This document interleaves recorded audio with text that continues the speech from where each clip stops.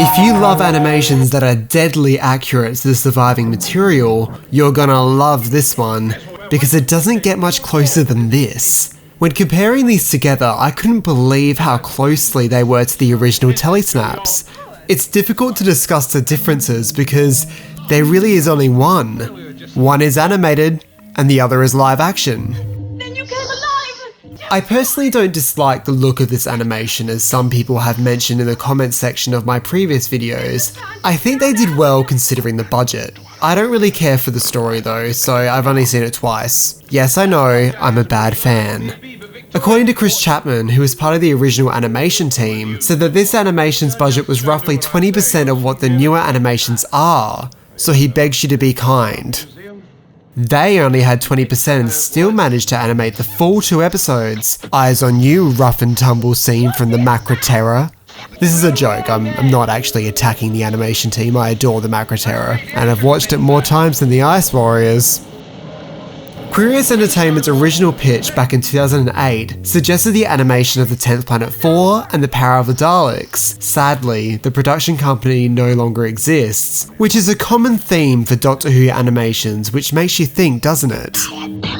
The Ice Warrior design translates well to animation, it's just a beautiful costume. Their original design was to be cybernetic, but the costume designer decided to make it more reptilian, which is probably quite a smart move since the show's other recurring villains were the Cybermen. I forgot how brilliant the sound design for this serial really is. The innovative Ice Warrior voice, the crazy operatic music for the opening, and there's just the score in general. I think the look of the animation is so different to what Planet 55 were doing with the Reign of Terror at the same time. Both productions were fraught with tight budgets and quick turnovers. I feel as if this one was more successful in recreating the way the original version was shot. Oh, he's not wearing his hat in the Telesnap! We've got one!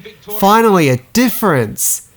Whereas Reign had endless camera changes, which was quite disorientating. This was allegedly due to the original technique for animating the characters ended up not working and wasn't approved, and time kind of ran out to replace these shots. It's incredibly unfortunate, but they got the chance to redeem themselves with a brilliant 10th Planet and even better moon-based animation. It's sad that Quirius Entertainment didn't get to do a second animation after the Ice Warriors. I'm sure their second Doctor Who would have knocked this one out of the park.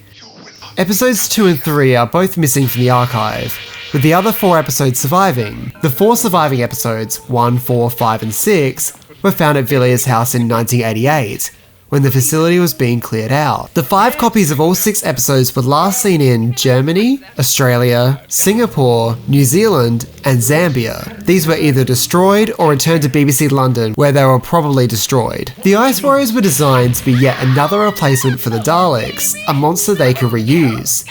In the classic series, the Ice Warriors returned in The Seeds of Death, The Curse of Peladon and The Monster of Peladon.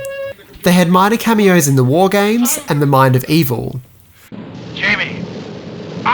On the original VHS release of The Ice Warriors, a cut-down / abridged reconstruction was made of episodes 2 and 3, using the Telesnaps. This reconstruction can be found on the DVD release also. Just a side note, the Invasion and the Reign of Terror don't have surviving Telesnaps, therefore I won't be doing a comparison video of those ones. The Reign of Terror has some surviving footage, but the comparison video will be about 5 seconds long, and that's kind of pointless. Don't think that this is the end though, I'm sure another animation will come out, and when it does, I'll be jumping straight onto it. Do you prefer an accurate recreation or more artistic liberties when it comes to missing episodes? Don't forget to follow me on Twitter and subscribe to my YouTube channel for more Doctor Who content.